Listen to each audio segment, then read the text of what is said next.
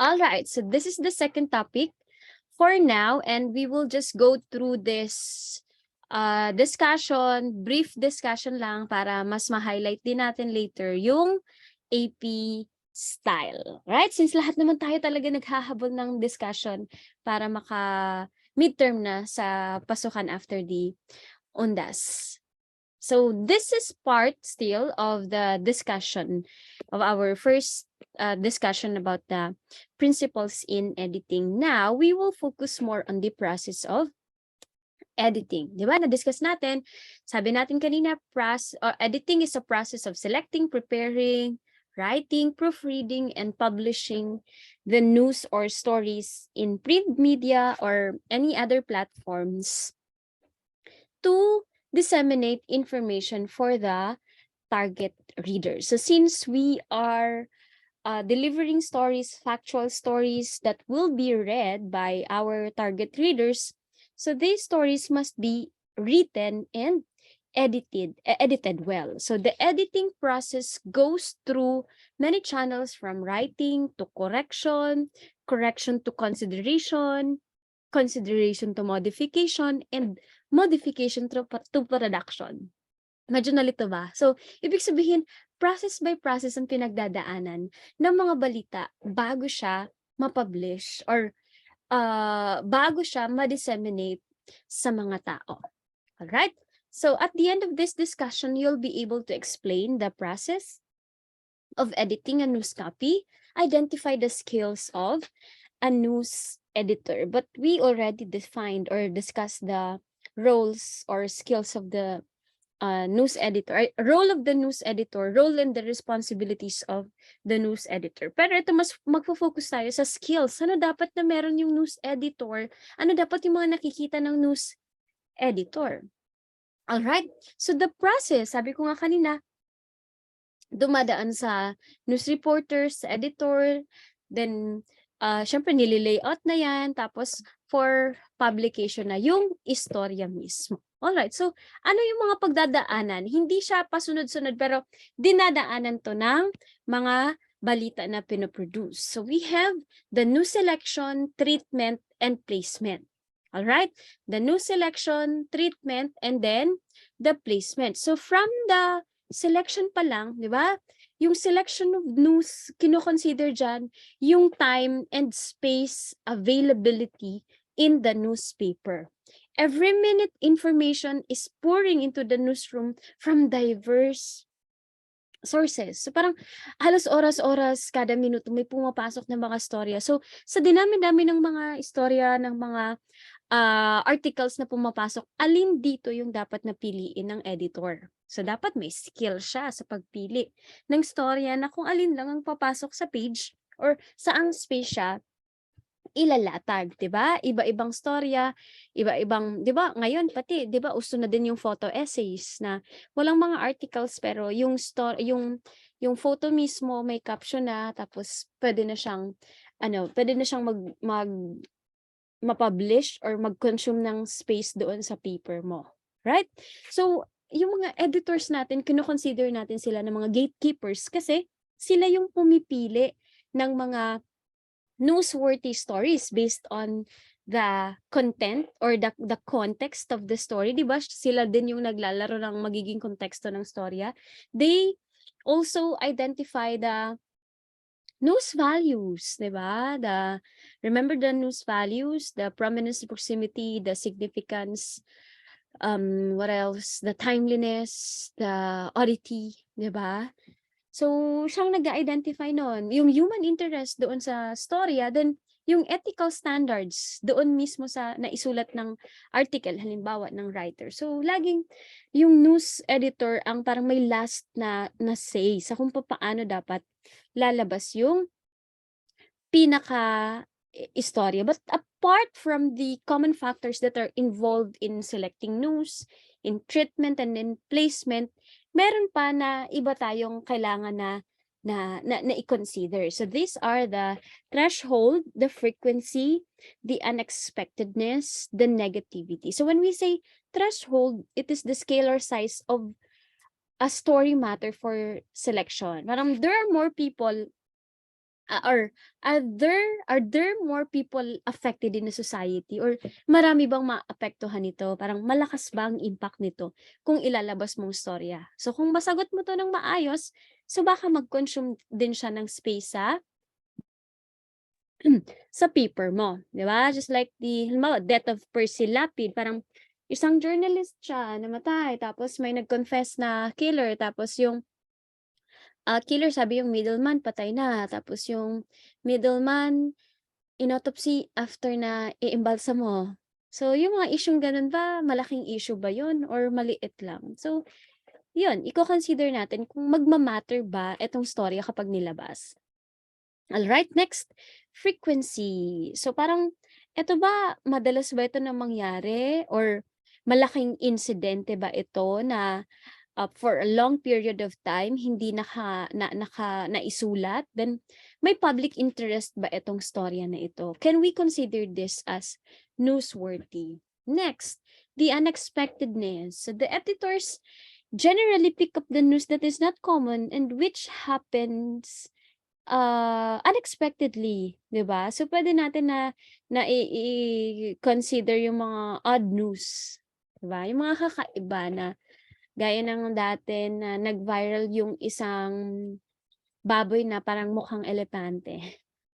Then, yung mga negative stories, syempre, sabi nga natin, no news is good news. Lagi naghahanap ng patay, lagi naghahanap ng mga negatibo, lagi naghahanap ng mga istorya about corruption, laging negative ang hinahanap natin ng mga istorya. So, parang yun yung mga basihan natin para sabihin natin, may place to sa papel or sa paper natin. Alright, next, checking. So, dapat may skills in fact checking ang ating mga editor. And of course, especially yung mga writer. This is very important, a very important ingredient of good editing. Especially if you are in the news field or in the information world. Parang a single error can damage not only the reputation of a newspaper but also the credential of the news editor. Diba? Kasi kapag nagkamali yung reporter, syempre kakasuhan din yung news editor, diba? Just like what happened with Maria Ressa, diba? Alam niyo ba yung issue sa Rappler and Maria Ressa nung kinasuhan during the time of Duterte? Yung writer nun resigned na sa Rappler but still he is facing a case about the story they wrote on Rappler. Tapos si Maria Ressa mismo kinasuhan dahil syempre siya yung may-ari, not may-ari, siya yung editor nung Rappler, isa sa mga editors sa Rappler. So damay lahat. Alright? Ang nagiging front lang syempre yung nasa byline. So it means that a good editor verifies the news credibility at least from the two sources. So parang original sources, tapos mismo na nagsulat, tapos sino pa yung mga kinuhang information. But of course, ako sa experience ko, hindi naman always ginagawa ng editor ko na i-contact niya yung source ko. Hindi po. Dahil syempre, tiwala dapat yung editor sa writer. So, bibihira naman yun mangyari unless talagang mabibigat. Then, may contact din halimbawa si editor. Pero, very unethical naman yon na yung editor mo ang direct na magko-contact sa source. Hindi po. Hindi dapat yun ginagawa ng editor. Kasi parang nega naman. So, parang you were hired as a writer of this news organization because the editors believe in you, 'di ba? So, alam ng editor na kaya mong isulat ng maayos yung istorya. Alright? Next, handling news copy or handling the news copy. So, ano mga dapat natin isipin kapag nasa iyo na halimbawa yung papel or yung news copy? Of course, you need to identify the hook. So, ano tong sinasabi natin na the hook for any news story? The first paragraph is the most important part of the entire story. So, parang lagi mong iisipin na makukuha ba nito ang attention ng mga readers? Will it retain the attention or the interest of the readers from the first part or the introduction or the lead of the story up to the last word that you wrote in your story. So ano talaga, parang alam dapat ng editor kung ano talaga hinahanap ng mga writers about this or ng mga readers about this, right? So yung yung mga editors, magaling sila sa mga mga ganyan na parang mas general ang perspective nila sa pagsusulat. The next, the common 5 Ws and 1 H. 'Di ba? Who, what, where, when, why. So, lagi natin 'yan iniisip. Parang basic 'yan, pero syempre hindi lahat ng mga istoryang may 5 Ws and 1 H ay balita. So, we always add the so what. Ano naman? Ba na-aksidente si Kwan? Ano naman, may pakialam ba diyan si ano? 'Di ba? Lagi nating iisipin 'yun. Parang yung thumb rule in journalism that you should be able to distinguish, at least from the from your perspective kung alin ang balita or alin ang hindi, 'di ba? So, sabi lang ng 5 Ws and 1 H, kumpleto dapat siya kapag nagsusulat ka. Alright? Then another thing, the inverted pyramid. 'Di ba? Very familiar naman kayo dito sa inverted pyramid. Parang general rule lang in writing, the most important detail of the story should be in the lead of the story, while the rest of the information can be provided later or can be totally left out. Parang least important information na lang naman 'yan. So no need to include that in the story if your story is in a straight news format. Pero kung full length yan, pwede mo pa iyon madagdag na background information. Then, the very familiar line or the very familiar word for us is the KISS, di ba? Actually, words. Ito lang yung yung abbreviation lang. Ano sabi ng KISS? Ano ibig sabihin ng KISS? Keep it simple and short. Keep it short and simple. Very good. So when we say keep it short and simple, parang golden rule yan sa pagsusulat natin. Parang parang brief but concise, 'di ba? Maikli siya pero kumpleto pa rin ng detalye. Right? So these are the perfect concept in writing a sentence with case format. Parang syempre not actually sentence but a news story na syempre may newsworthiness. At least in a sentence, 20 words to 30 words, maximum na yun, pero sobrang haba na nga ng 30, di ba? Should be attractive to the reader, then you should follow appropriate style. Alright, so ito yung mga recap na lang to sa inyong news writing subject ha. Right, next, planning and visualization of the news. So, isa pa to sa dapat na skill na meron ng isang editor na dapat alam niya kung paano pag-visualize or pagpaplano ng isang istorya. Right? So, paano dapat natin paplanuhin ang ang istorya? So, first, of course, you need to find something interesting to write, di ba? Dapat yung pinaka-unang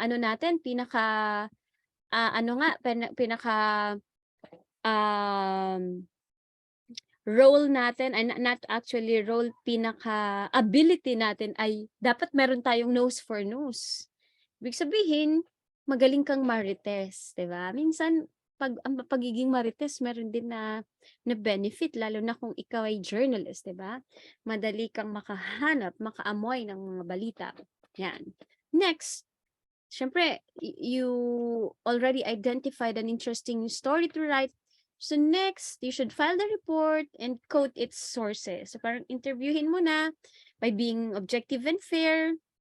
Then after the data gathering procedure, you will draft a lead that will draw the attention of your readers. What else?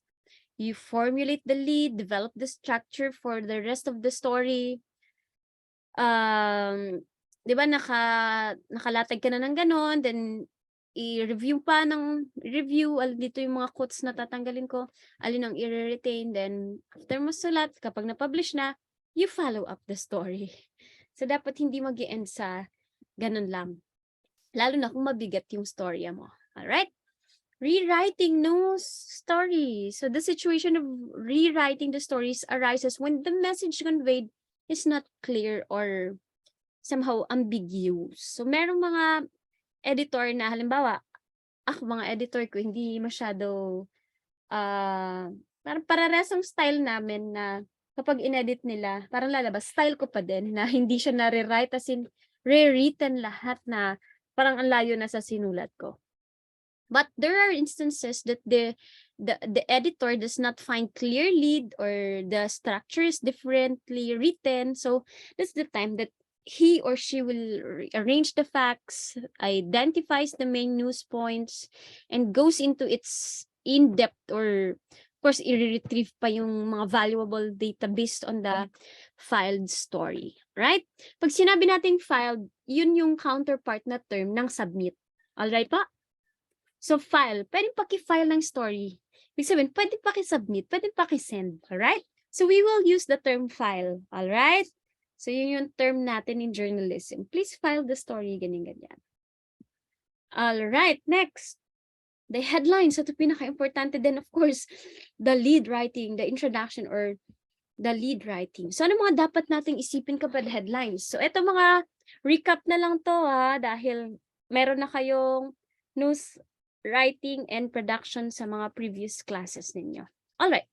So, sa headline, parang, syempre, kino-consider natin headlining as an art. Kasi, ako, nahihirapan din talaga ako sa paghe-headline. But of course, medyo mas mahirap yung pagsusulat ng content or ng lead to the background of the study. Pero sobrang hirap din magsulat ng